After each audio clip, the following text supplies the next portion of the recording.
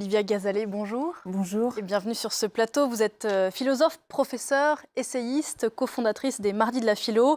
Votre dernier essai, il est là, Le mythe de la virilité, un piège pour les deux sexes, d'abord sorti chez Robert Laffont, vient d'être réédité en poche chez Pocket. Et il résonne bien sûr avec l'actualité récente. On va y revenir dans un instant. Avant cela, pour mieux comprendre votre pensée, vous allez nous l'expliquer. En quoi la virilité est-elle un mythe et depuis quand ?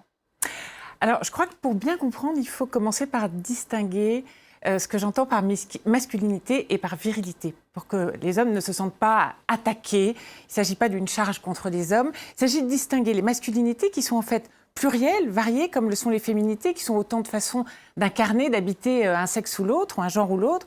Et la virilité, en revanche, c'est un modèle normatif, c'est un idéal qui est très contraignant et qui est même parfois un fardeau pour les hommes.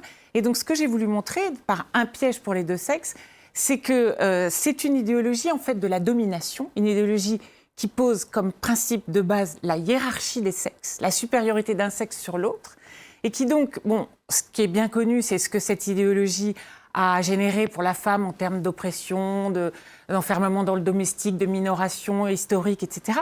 Mais ce qui est beaucoup plus tabou, c'est de montrer que c'est aussi un piège pour les hommes, parce que tous ceux qui ne se reconnaissent pas dans les canons virils, qui ne présentent pas les marqueurs de la virilité triomphale, de la performance, de la puissance, etc., ont toujours été violemment rejetés, voire ostracisés, voire tués. Je pense aux homosexuels pendant très longtemps, et encore dans beaucoup de pays.